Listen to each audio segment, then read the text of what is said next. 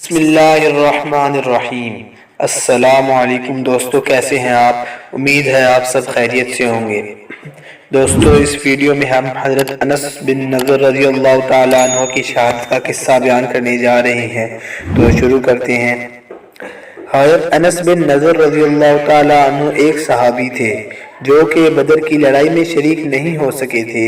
ان کو اس چیز کا بہت زیادہ صدمہ تھا اور وہ اپنے نفس پر ملامت بھی کرتے رہتے تھے کہ اسلام کی پہلی عظیم الشان لڑائی اور تو اس میں شریک نہ ہو سکا۔ ان کی تمنا تھی کہ کوئی دوسری لڑائی ہو تو اپنے پورے حوصلے پورے کر دوں۔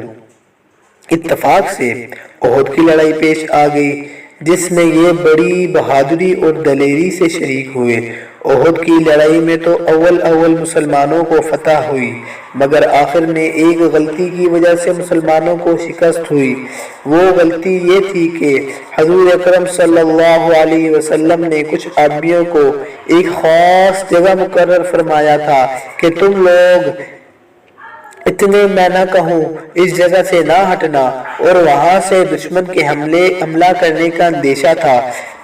جب مسلمانوں کو شروع میں فتح ہوئی تو کافروں کو بھاگتا ہوا دیکھ کر یہ لوگ بھی اپنی جگہ سے سمجھ کر ہٹ گئے کہ اب جنگ ختم ہو گئی ہے، یعنی کہ اس جگہ سے ہٹ گئے جو حضور صلی اللہ علیہ وسلم نے فرمایا تھا کہ یہاں سے مت ہٹنا۔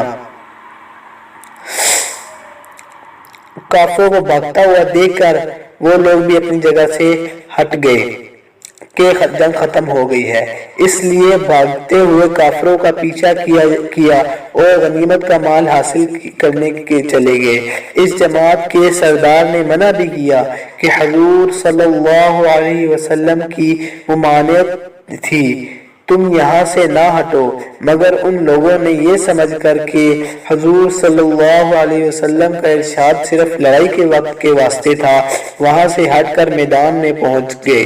بھاگتے ہوئے کافروں نے اس جگہ کو خالی دیکھ کر اس طرف سے آ کر حملہ کر دیا، یعنی کہ کافروں نے اس طرف سے حملہ کر دیا جہاں حضور صلی اللہ علیہ وسلم نے مسلمانوں کو کہا تھا کہ یہاں سے مت ہٹنا۔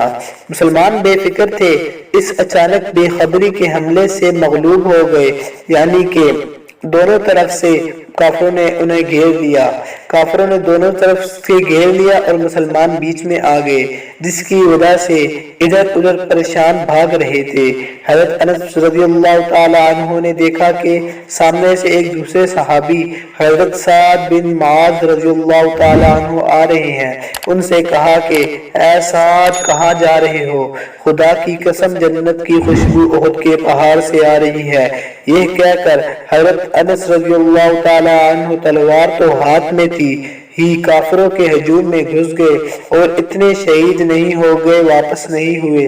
شہادت کے بعد ان کے بدن کو دیکھا گیا تو چھلنی ہو گیا، یہاں تک کہا جاتا ہے کہ 80 سے زیادہ زخم تیر اور تلوار کے ان کے بدن پر موجود تھے۔ ان کی بہن نے ان کو ان کی انگلیوں کے پوروں سے ان کو پہچانا تھا۔ جزاک اللہ۔